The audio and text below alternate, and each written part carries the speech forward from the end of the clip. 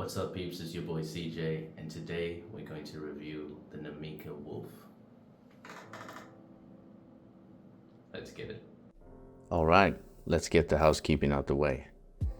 So the case size is 42mm, case material is grade 2 titanium plus AT shield, more on that later.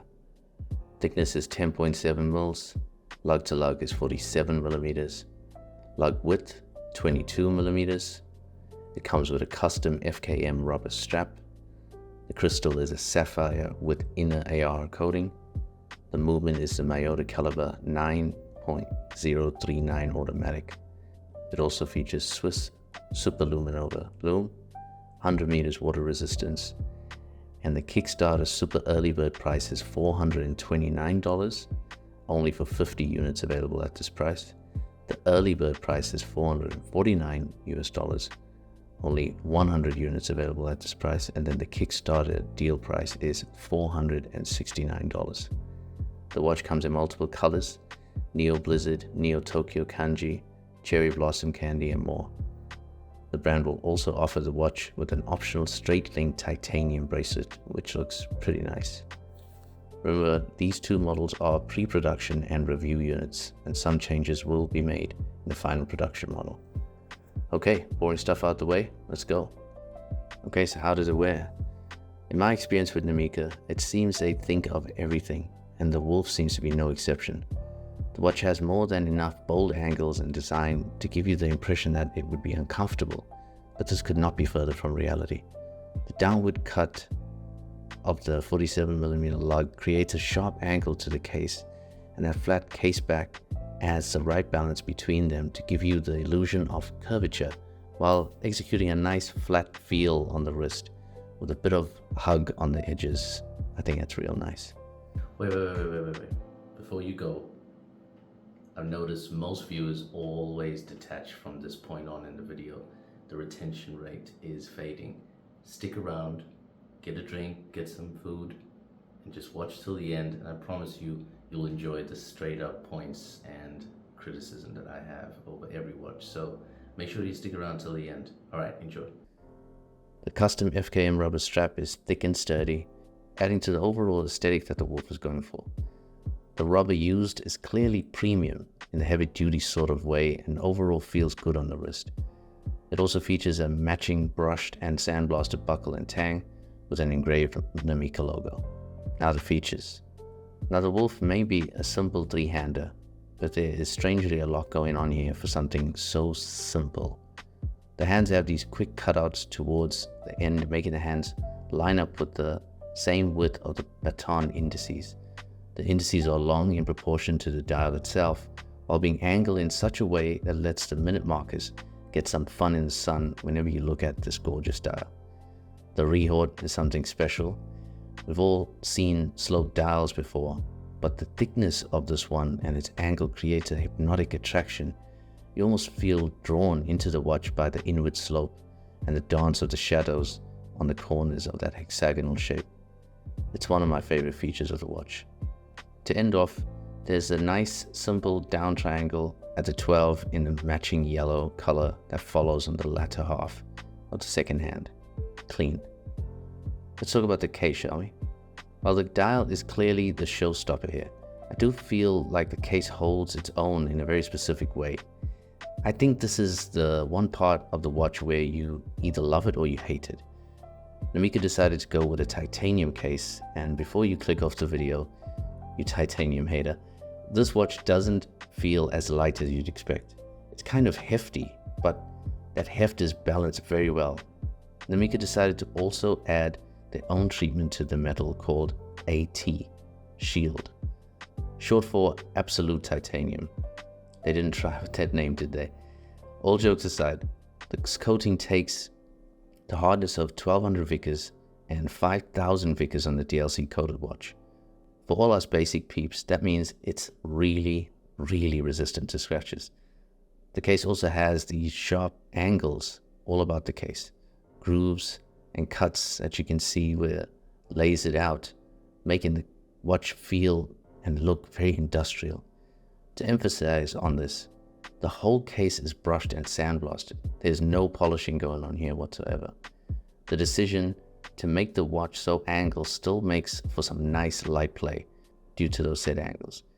It also features a push-pull crown, which will be screwed down in the final production unit, protected by matching side guards.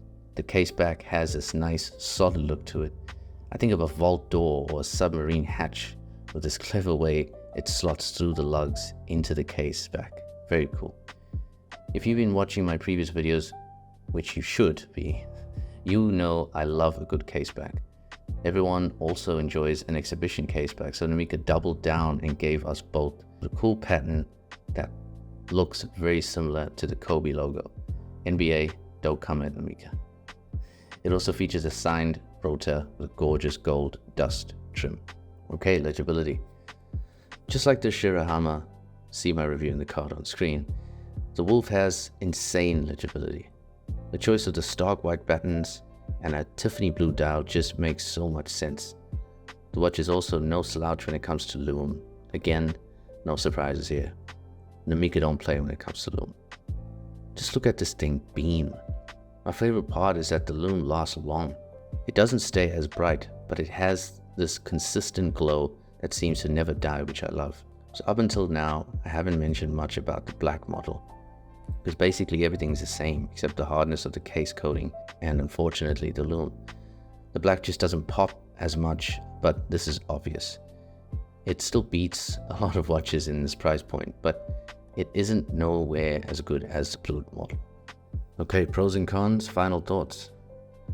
So being this is the second watch I've reviewed from Namica, I have to say there were certain things I expected, and in all honesty, almost all of them were delivered exceptionally. I like to end off things on a positive note, so here are the cons before the pros. Unfortunately, I gotta show some hate on this strap. I love the look, I love the sign buckle and logo engravings, but that isn't what makes a strap. It's comfortable, but it's thick. I like thick, even with 2 C's, but this one has like 5 C's. Hopefully you got that joke. Basically, the strap is too thick for its own good. It makes putting on the watch somewhat of a pain. The strap doesn't relax due to the thickness, and this makes making adjustments somewhat harder than it normally is. When you have it in person, you will know what I mean. This may seem like nitpicking, and it probably is, but I think the act of putting on a watch is often not highlighted as much, so I wanted to address that. My next con is the case size.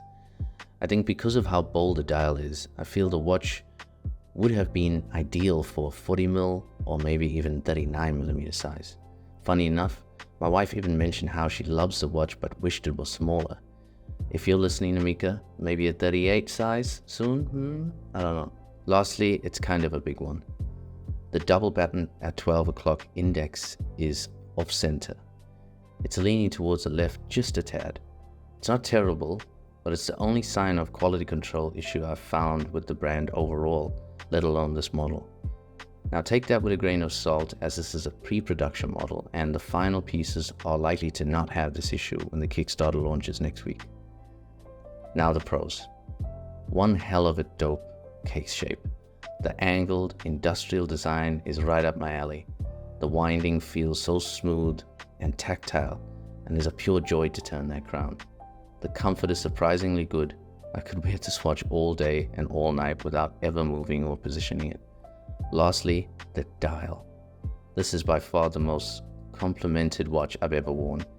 I've had literal people, both at my job and strangers, come up to me and ask, what watch is that? People are drawn to this color, and then the case shape just adds that extra unexpected interest. This watch is just badass. It's not like anything really out there, which I love, and I think would make a great addition to anyone's collection for some extra variety, or even a perfect one watch for someone who doesn't go to many dress occasions. Well done, Namica. Well done. Well, there it is. A really different, unique take on a casual, everyday watch that I think is perfect for most situations except for dress. Namica went all out on this one, especially with the lume and the high contrast, which is something I really appreciate. And I'd love to know what you think in the comments down below. Make sure to follow Namica on Instagram and also check out their website, which will be in the links in the description. And also make sure to check out the actual Kickstarter.